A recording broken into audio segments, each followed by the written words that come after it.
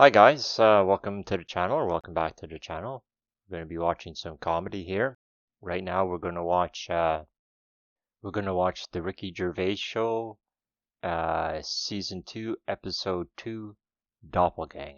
We've been watching this, I guess we've watched a few now. We watched all of season 1, we're into season 2. It's got some funny bits. It's not as funny as, as funny as An Idiot Abroad, but not a lot of action in this. It's mostly just three guys sitting around chatting. But some of the things they talk about can get kind of odd and very funny. So let's get into this. Season 2, episode 2, Doppelganger.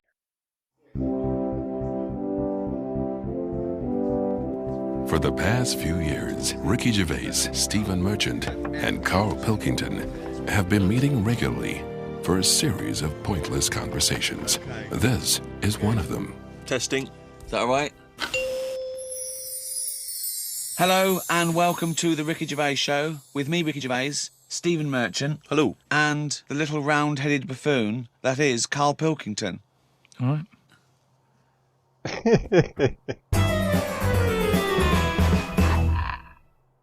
Now, Carl, I know you're fascinated by the concept of the doppelganger, of seeing someone who looks exactly like you. Yeah. Jake has emailed in. He says, Carl, if you could spend a day with an exact replica of you, okay, so somehow they've cloned you, Carl, and you've got him for one day, what would you do with this? What would you make him do? What conversation would you have with him? What would you do? Is there anything you could, how would you utilise him for one day? Well, they'd both say, I'm not bothered, and that'd be the end of conversation. Yeah. What would do me head in is, does he think the same way, look the same way, exactly the same? Yeah. How would I know which one I was? Because you'd be you. That's amazing. No. How would I know which one I was? That's incredible. No, because that is the most stupid thing ever said by a human being. Can we get the Guinness Book of Records on this? Has anyone anywhere in the world said anything more stupid than how would I know which one was me? But think about it. This other person's going, all right, thanks for meeting up and that.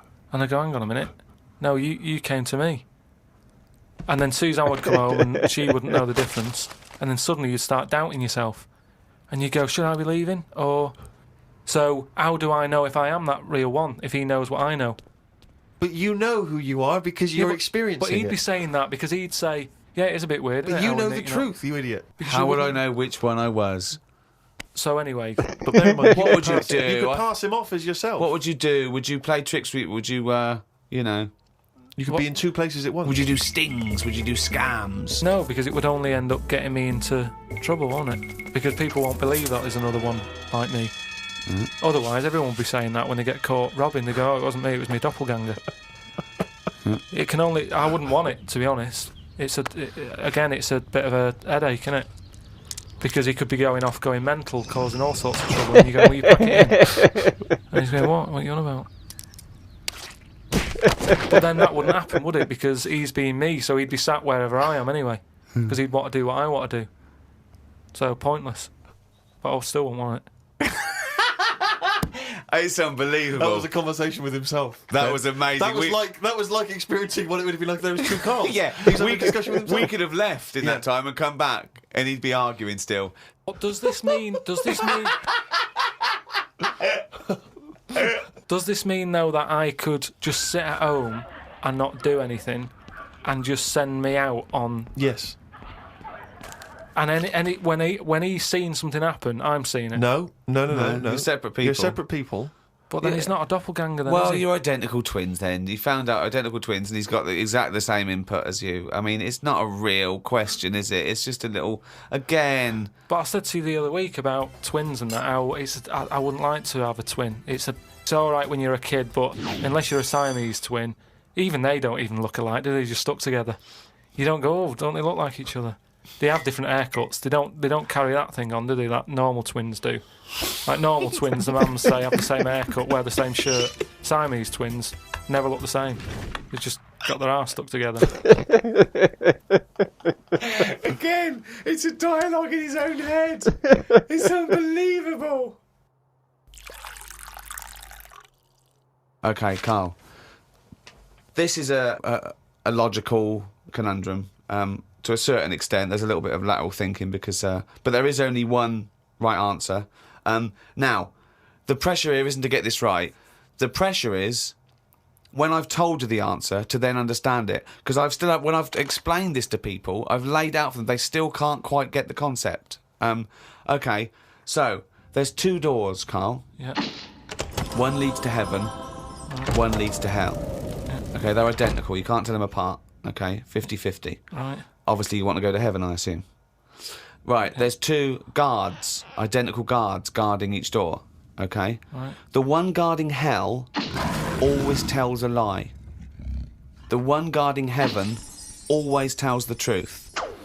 You have to ask one question to find out which is which, and then go through the door you want. What question do you ask?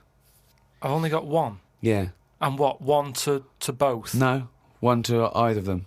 You don't know which one's which, though. So what question do you ask? One to either of them. Why can't I ask, like, both of them one? Because it's Because not the rules are you can only ask one. There aren't actually 2 doors labelled heaven and hell, Carl. This is a leap of imagination here. And I've definitely got to answer. I've got to ask them a question. I can't just sort of have a feel of the door to see if there's any heat or anything. They're identical. You stand a few yards away. You cannot tell from the outside of these doors which is which. What question do you ask? I can't look through the keyhole or anything. There's no Can't get anywhere keyhole. near them. Um, Let's imagine there's a small rope that I prevents would you just from ask getting him, are anywhere you a near man? like outside a nightclub. Yeah. so they stood there. Yeah. They both look the same. They're both So smiling. the one that always lies would lie. But one of them's not really smiling. Really, he's trying to make me make a mistake, isn't he? Well, he's just going to lie when you ask him a question, if you ask him. So what's the point in asking a question? Do I know one of them's going to lie? Yeah. But would they be neighbours like this? Would they be that close? Why? I mean, we're not sure if these 2 guys get on. Because it's a logical... Well, I'll tell you the answer. No, I want to see if he can get it. He's almost there. No, he's not almost there. What am I thinking? So- No, hang on. Right, so you go up and you Yeah. go. You Right, go, hang on. Well, look, let's imagine that. Let's imagine Ricky and I are those 2 guys. Okay, right? But we have to... well, me and Steve will decide which doors we're guarding, okay? Right. I'm... Look away, Carl. Okay, Right, then. so we've decided. Okay, one of us is guarding hell and one of us is guarding heaven. Which question are you going to ask and who are you going to ask it to? Right. I'll just say to you, Steve. I'll go. Got some post for God here. That's not a question. That's a statement. Right, you've got some posts for God here. Well, that's not a question. Yeah, but maybe the question's coming. You got some posts for God here, yeah. And it needs to be signed. It's not a question. Still not a question. No, let So him finish. Maybe is God in? Because I need him to sign for this post. Is he in? Well, I can answer that as well if you want. Go on. He's in. He's behind my door. Do you want to answer it? Well, Yes. Do you he's in. want to get him? Just. Well, no, you've only got one question. So you're asking Steve, is God in? What's the answer? Yes. Ask me. Yes. Look, lads, I'm just trying to do a job here. What am I going to do with this? Well, give it to me and I'll give it to God because he's behind my door. Steve? Yeah, give it to me and I'll take it into God because he's behind my door. You're an idiot. Let me tell you the answer. I'm guarding hell, by the way. I'm the devil. Steve's God, okay? So you asked me what Steve would say if you asked him what door he was guarding, and I'm going to lie. I know he'd say heaven because he'd tell the truth, but I'm lying, so he'd say hell. So the question is, if I was to ask the other one what door he was guarding, what would he say? And whatever the person answers is the door they're guarding. Steve, what door are you looking after? Well, Heaven. yeah. Why should I believe you? Because you don't know. No, that doesn't work. Because you asked me the same and I'd say heaven as well. Right, so who do I believe? This is where you use your gut feeling, though, isn't it? This is what life's... As opposed to the pure logic that Ricky's just used. I just think, because there's a lot of questions in life where you don't know the answer and you go, do you know what? I don't like the look of him. So... They're identical. Yeah, but they're still identical twins. You always get a little snidey one.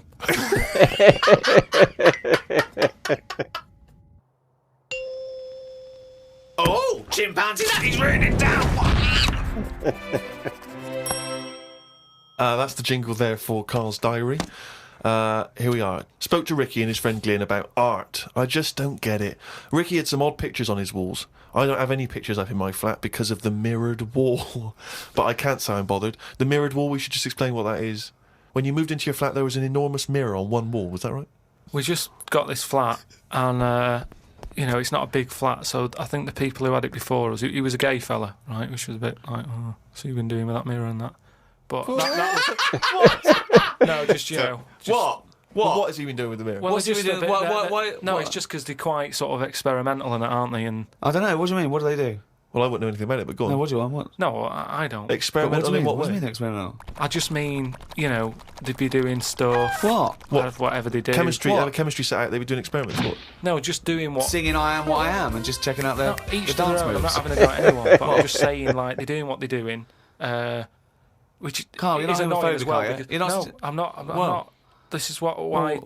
Why are you worried about what a little gay fella was doing in your flat before you got it in front of a mirror? I wasn't worried about it. Why are you thinking about what he's doing? Why are you fantasising what a little gay fella was doing in front of your mirror in your... I'm not bothered. I'm just telling you why it was a bit odd that he had a mirror in there, right? But forget the history. But you've got a mirror in there now, haven't you? No, because what I did was I was going to take it down, and I thought, it's a bit dangerous. This, it could crack and Because it's the fall on size me. of the whole wall, isn't it? It took up a whole wall, Right. So like when he's moving about everywhere, he's got a good view of it and that. But he's got this full wall of mirror, and I thought I can't take that down. And I thought, what can I do? So I've just put wallpaper on it, Brilliant. and it looks all right. You wouldn't know, what have you? But it means that I can't put any pictures up. That's all. That's all I'm saying. Because I've put a nail in And it. what don't you understand about art? What about art don't you understand? The concept, specifics. No, So- that's like when we were in London having a shop around at Christmas, and there was that picture of fruit for 700 quid. It's like, well, just get some fruit. You know what I mean? You can get some real fruit for 3 quid. Yeah. I understand that, but don't invent cameras then, one or the other. Do you know what I mean? That's what annoys me. Someone invents something, and then they go, we've got to invent something else. Like the abstract thing. Why has someone gone, I can't have paintings anymore because... What do you think of Dali? Going, melting clocks and stuff? No? I mean, the first one was all right when he did the first clock, but then all the time he's just like, I'll draw something and it's got a melting clock on it. I'll do a sheep, put one of them on it. Have you seen his lobster telephone? That annoys me. Why? Because I think what annoyed me more with that is when I heard about how it happened, he had some artist mate round, right? And I don't know what happened. They were eating. That's a good hell of an anecdote. No, but they were eating. They were eating some food and what have you. Yeah. Lobsters? And they were eating lobster. Oh, right. And That's handy. I don't know, the other artist, whoever it was, sort Telephone? of started saying, "Oh, you and your clocks and all that," right? Brilliant. And, This didn't happen. They started arguing, Yeah. and he chucked some of the lobster. Bollocks. And it landed on the It phone. bounced off his mate's head, went on the phone, and they both looked at each other like, "Are you thinking what I'm thinking?" And they brought out that phone as a bit of art. Things like that annoy me. Because happen. it was them just messing That about. didn't happen. Just telling you what I know. I saw his work. Each to their own, if that's what he's doing. I'm just saying, I'm not putting my stamp of approval on it. Art should be there to tell a story, not just to have a splash of colour. We know. Would Suzanne like some art? Just like Suzanne's not allowed to watch telly unless it's a favourite thing. Otherwise, she's got to talk to me about stuff. There's no art. There's no point. Just wallpaper.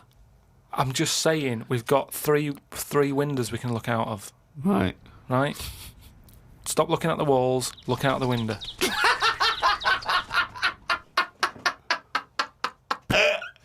My mum phoned and said that my Auntie Nora, the classic Auntie Nora, wanted me to look on the internet to find out what the weather would be like in Spain at the end of November. I don't know where she gets her money from. 2 months ago, she was asking me dad how much it would be to get her back garden astroturfed because she's sick and tired of the grass getting out of What does she hand. want to do? Start a football team? What does she want to back garden AstroTurf? She likes the sort of green look, but she doesn't like the headache that comes with it. So she's just looking into getting that false grass put in there. Brilliant. Don't know how much it is. But. Went round to Ricky's and had some chicken curry that Ricky's girlfriend Jane had made. Ricky and Jane were going on holiday for a few days and had arranged for Glyn to come in and make sure the cat was okay while they were away. I'm sick of that cat. I was surprised that they hadn't paid for the little shit to go away with them on first class. Blimey, getting a bit vitriolic in the Why doesn't he like the fact that I've got a cat and I love the cat? Why? It's just everything in that house that you've got gets sort of special treatment, and it's a cat. And What do you mean you get special treatment? Sometimes we put food down for it, and sometimes it gets on our lap and we stroke it. You don't just stroke it. You massage it. You massage its back. You go, no, you're stressed out. Well, no, it's good. No, I'm not saying you stressed out. At no point did I say you stressed out. You said, "What the fuck are you doing for? Is it stressed out or something?" I like touching my cat. To be honest with you, I don't like Ricky's cat. I can't believe it! Every time I go around there, it comes straight from the ghoulies. It's like the lizard thing you've got. It's just sat there. You've bought a big box, right, to be in. Right, it's a salamander, so it's an amphibian. It's not a box; it's a big vivarium. Yeah, but what I'm saying is, and if you're going to criticise someone for just sitting there, having a round head and doing nothing with its life, people who live in glass houses, we've done this one. Do you know what gets me though, right, Steve? When I was there, I was looking at it and I thought, is it dead? Right, so it's just sat there, and it was thinking exactly the same fucking thing. It sat there, not moving, right? And then on the top of the box, it's like a box full of crickets and stuff. That's it. It's food, right? But they were more active than the thing that it was going to feed. Get rid of the lizards, keep them in there. More entertaining. Don't understand it. A few months back, a girl who was having a kid showed me one of them scans of the kid that was in her. That's science gone mad, innit? I couldn't think of anything nice to say, as it looked like a frog. Do you know why we've got to that point? What? Why have we got to see something that young? Why? Because people can keep an eye on the progress of the baby in the womb. Yeah, but why are they printing it out and stuff? Surely that's for a doctor to see. Well, that's just an added bonus for people who are interested in such things. That's like saying, why do you take pictures of anything? No, but what I mean is, why? At what point are we going to stop? Are we going to start sort of X-raying the fella's testicles and saying, well, there it is at a really young age? Where are we going to stop? It's just horses for courses, isn't it? Some people like to have a record of their baby in the womb. They like to show their baby. They're excited about it. They sit down and they show the friends the slideshow. That's the birth. Oh, that's the conception. Oh, look, Ron's going a bit mad there, isn't he? Why do I need to see this? This is what I'm saying. It was an awkward situation because she was happy with it. I was like, oh, God. You know what I mean? It was an odd-looking thing. I couldn't say, oh, it looks like you, because that would be a diss. Well, Rick, you're not the only one who's been away. I know you've been off working, but I, at long last, have taken a bit of leisure time. Go on. And you've probably heard of the Rio de Janeiro Carnival. Only one of the hottest, events in the world calendar. Yeah. Imagine me down there. Oh, Rio, God. You can imagine, did not know what hit it. Oh, God almighty. Were you like Paul the Party Animal Parker? He would not have been able to keep up if he was with me. God, what did you do? What did you get up to? Oh, let me tell you right now. Day one, I almost drowned. Day two, I got a foot infection and spent the day in the hospital. And the rest of the time, I had diarrhea. So that was a hell of a time. Carnival. Yeah. I did. I was able to watch some of the carnival on TV, and it looked brilliant. It looked amazing. I didn't actually. It was difficult to make out because the TV wasn't actually in my room. Because in an effort to save money, I wasn't staying in a hotel. I was staying with a bunch of other people in some kind of like someone's flat that they let out, and so I had to watch the TV like from my window, watching a neighbour's TV. And of course, when they changed the channel, often during the juicy bits, I couldn't see anything. And but it looked really good. I'm bunged up at the moment just so I can get through the show. But I've just been on a 12-hour flight, and it is terrifying being on a flight when you know that any moment you could go. Because how the problem is sometimes the toilet's free, and sometimes you've got to queue up. And the worst bit is that sort of half an hour just before you land, when they say the toilets are out of bounds now. I'd say I went twice before that in quick succession. The woman sat next to the toilet. She didn't know what was going on, the noises and stuff in there. And because I was really panicky. Oh Christ! And so of course then on the whole flight, as we're landing, I'm really petrified because I'm thinking this could. I packed a pair of underpants and jeans in the bag in the holdall. Just in case it all went. And I was really, because I hate flying anyway, and I hate landing because it's the most terrifying moment of the journey. Then it really was rumbling, and I was thinking, I've got to get out of here. Of course, you know when you're in a hurry, everything makes you angry. The little old lady in front of me who's just hobbling along off the gangplank. Yeah. You know, just really annoying. With your bad hips and your bad and legs. your Zimmer frame. I know you've been through a war, but get out of my way. And just anyone who kind of even passes you, you just, and so I managed to get there just in time, got into and it all went off. Man alive, it was grim. But that was not anything compared with the first couple of days. Because the first day I went for a walk. Ipanema Beach is famous for just the beautiful, beautiful people that gather there. There's so many beautiful women in Rio. It made me angry. I was angry that these women were so attractive and that, you know, none of them were even looking at me. So anyway, I'm on the beach because I was shopping and I needed a wee. Right, and we went for a quick impromptu swim, and I thought, oh, wee in the sea. Just think of him on this beach, right, with diarrhea. Well, I'm wearing great big long shorts because I'm not going to try and compete with these boys because they are. And you are, could I say this, the whitest man Yeah. I've ever met in my life. I mean, with his shirt off, you can see his heart like a newborn fish. Well, this is the thing. As I went into the sea to have a wee, there was a discussion about this. As I went into the sea to have a wee in a litter tray. See, there was a discussion about this because I'm very much of the opinion that you should take your trunks down. And some people, some of my friends are saying, just do it in your trunks and let the sea just wash it away. What a hell of a carnival. And I think I'm against that. I've always been against that in swimming pools, everything, you know. I'm against pissing in swimming pools, full stop. It doesn't matter whether you take your trunks down or don't piss in But a what about swimming in the pool. sea? Yeah, well, fine, yeah. Fine, okay, right, Fish do it. So anyway, so I'm in the sea trying to urinate, and I kneeled because I'm obviously very tall, so it's tricky to get deep enough for the water to mask what you're up to. So I tried to kneel down in the water, right, and I got John Thomas out, but then the water swept out again and just left me on the beach.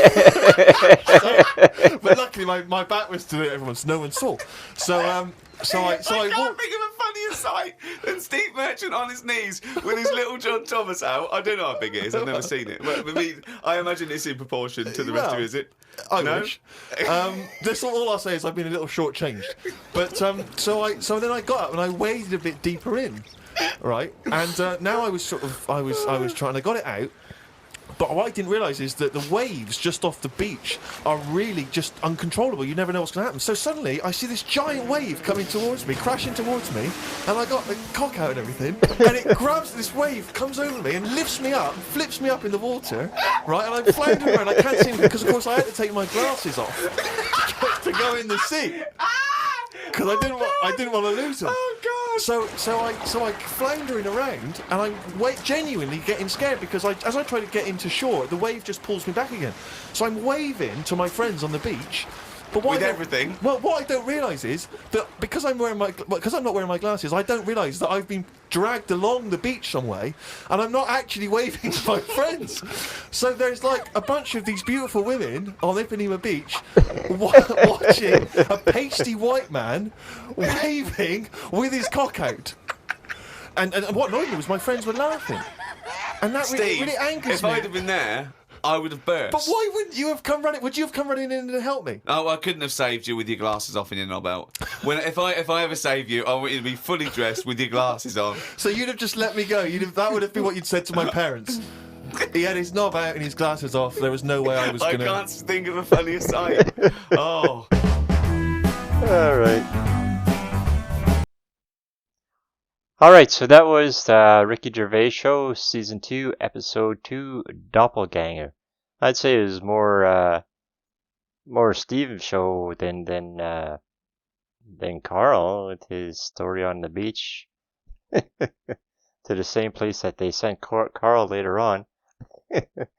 Hey, Carl, what a guy. And a doppelganger. You'd have one, but how would he know who was who? I'm me, but he could be me too, but, I think I'm me. Maybe he thinks he's me. Anyway, thanks for watching. Hope you liked it. Hope you're going to subscribe to the channel if you haven't already. And, we'll see you on the next one. Have a nice day.